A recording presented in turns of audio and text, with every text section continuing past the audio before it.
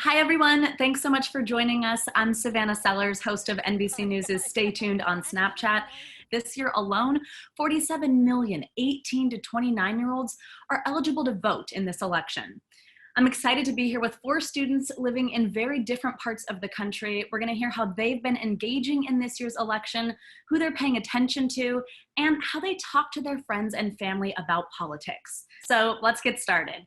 Guys, thank you so much for being here on this panel. I'm so excited to talk to you. Let's do some quick introductions, starting with you, Malik. Let's share where you're located, what school you go to, what grade you're in, and what you're looking forward to most when virtual learning and social distancing is over. Let's have a little fun with this. Go ahead. I'm so excited to be here. I'm Malik Mercier. I'm a junior at Ithaca College, and currently I'm in Brooklyn doing remote learning. And when this is all over, I feel like I'm just very excited to go to a restaurant. I'm Rebecca McKinney. I'm 18 years old. I go to Dominion High School and I live in Northern Virginia. And what I am most excited to do is to go on an airplane. Who knew I would miss airplane food? So I'm in Columbia, Tennessee, which is about an hour south of Nashville. I go to Spring Hill High School and I'm a senior. Out of everything that I'm looking forward to in the post-COVID world, I've got to say SEC football is at the top of the list. I am ready to get back in a football stadium. Y'all don't even know how much we live for football down here. So my name is Cassia Ramel. I'm 17 and I'm located in Los Angeles, California. And I'm a senior at Daniel Pearl Magnet High School. And once everything opens up again, I'm so ready to leave the country. I want to go travel so badly. All right, so with the exception of Cassia, and that's only because she's 17 years old, I know for the 3 of you, Jackson, Malik, Rebecca, this will be your first time voting in a presidential election. So as we get started, I just want to ask you guys a little bit about where you lean politically, or you can say that you don't want to share, also totally fine. Raise your hand if you are liberal leaning. And what about conservative? And who doesn't want to share? Okay, great. So everybody got to raise their hand. So I'm happy that we have this mix of viewpoints on this panel. I think it's really important that we continue to have these conversations with each other across the aisle. And let's talk about how you are talking about politics and about the election with your peers, if at all. For me personally, since I cannot vote in this election, it's so important to me to reach out to people who are first-time voters, people at my school, also my teachers and any adults I'm nearby. So all the time I'm starting conversations about getting registered and looking up your local and state elections, not just presidential, as well as holding voter registration drives or making events to convince people to get more politically involved. Now I have the stigma of being the politician of the school. I know everybody knows that I'm the political kid. So I actually have had people seeking me out to have conversations, and I think that's super cool. There's a lot of energy around this election, and I know I've done my part to, tell people when they come to me, they're wanting to talk about the presidential race. But like Cassia said, telling them about their local and their state races, because those are so important too. Jackson, I love that you're known as the politician. That's pretty cool. Malik or Rebecca, what about you guys talking with your peers? Yeah, I just want to sort of go off of that. I think I've been hosting a show called Internet Expert over at GBH News, the PBS Boston affiliate. And so it's been really fun to sort of help young people understand the democratic process through sort of fun challenges that are all digital and online. And I find that sort of making it fun and making fun sometimes of political websites that are kind of boring and just sort of having fun with it and being really light with it, I think sort of gets people involved more in just understanding the process, and hopefully that turns out to be helpful in youth voter turnout. Yeah, and I would just add to that by saying social media has become a huge outlet in terms of talking about state, local, and the federal election coming up, and some of the current events that we're seeing. So talking to my friends over text and FaceTime and over Snapchat and Instagram and TikTok even too. So I think that social media has really contributed into the way that I would say most everybody talks about politics these days. Tell me a little bit about where you guys are getting your information, how you know it's credible, and where your friends are getting it, and if you're ever having to kind of dispute something that they're telling you they heard. I think that a lot of the media that we consume, is kind of tailored by us with social media to what we want to hear. And I think that that's created a little bit of a problem in the modern era. And I think that it's really important that we get our news from both sides of the aisle.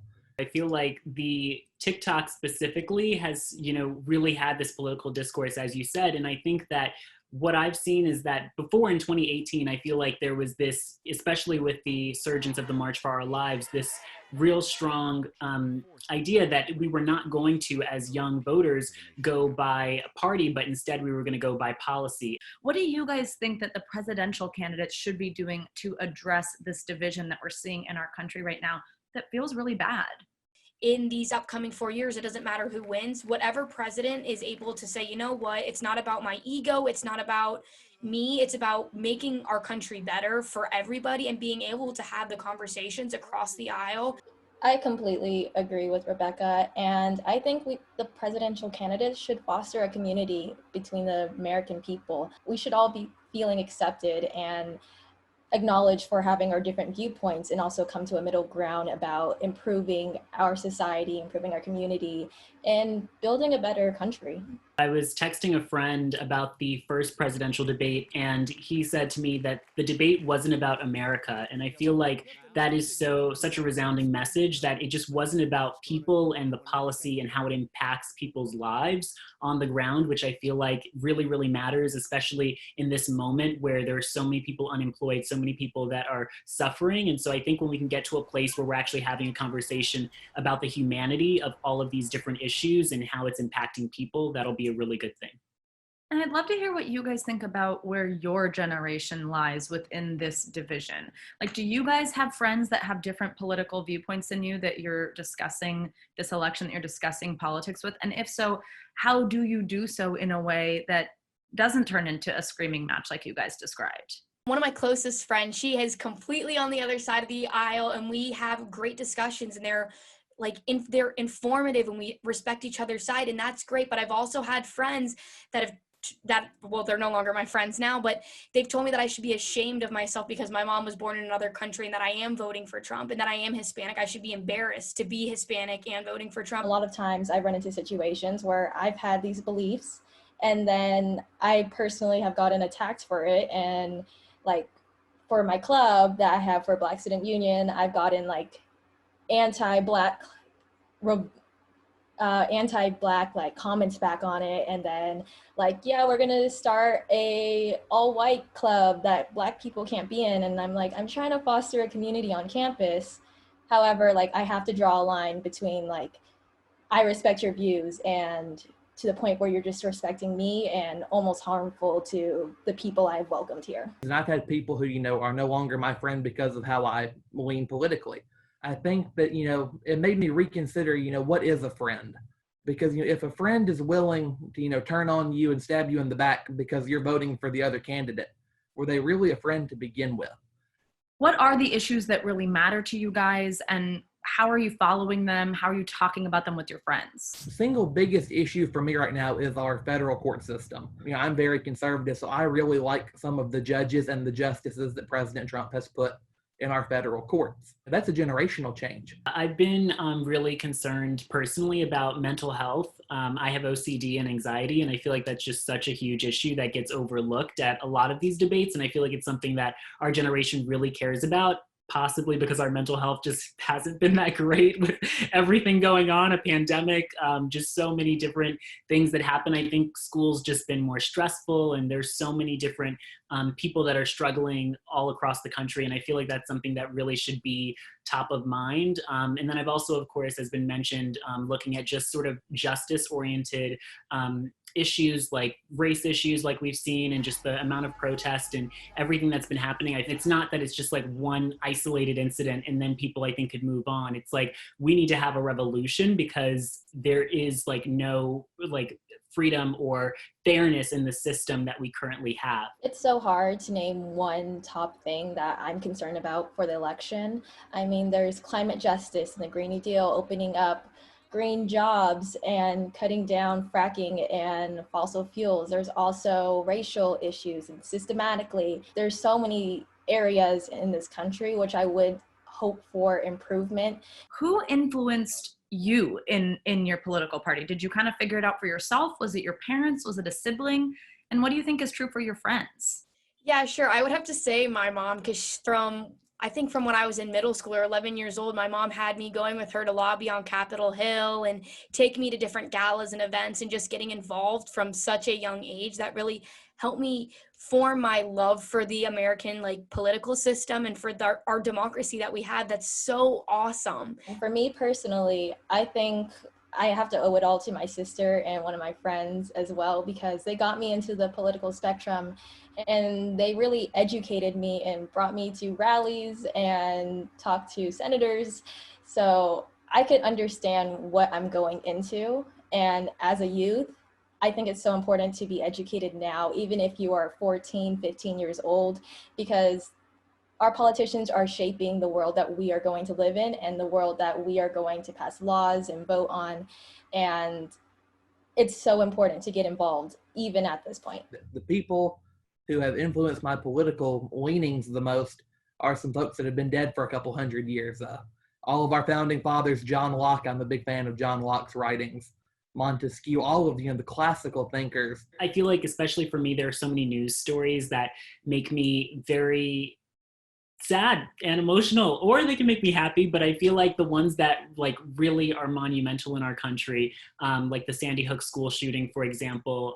I think we were talking about satire that day, and our teacher was supposed to teach that, and she was just like, there is no way I can teach this lesson today.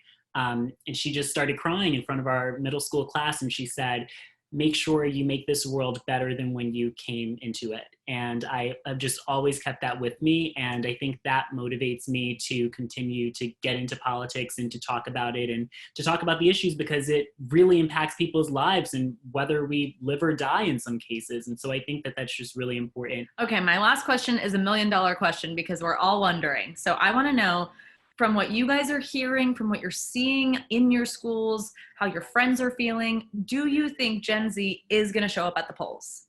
100 billion% they're going to show up at the polls. I mean, like I was saying earlier, I can log on to every single social media site. Even on Quizlet, you can register to vote right from Quizlet. Like Rebecca said, everywhere you can sort of register to vote. It's everywhere. And I think that, again, with all of the issues, like I think people are going to have reasons that they're voting more than ever. And I think that is so cool. And go vote. I love you guys. You have so much wisdom for your years. And I just think it's so, again, inspiring and hopeful. I mean, we just had this conversation with all of you who identified differently on the political spectrum, and we were just able to have this fantastic conversation together, which again is something that is not necessarily happening with a lot of people who are a lot older than you guys. So thank you for doing that. Thank you for sharing what you're feeling about this election. For those of you who are voting for the first time, enjoy it. And Cassia, you'll be right behind them. Soon. Thank you guys so much for your time. I so appreciate it. Thank you. Thank you very much. Woo! Thank you so much.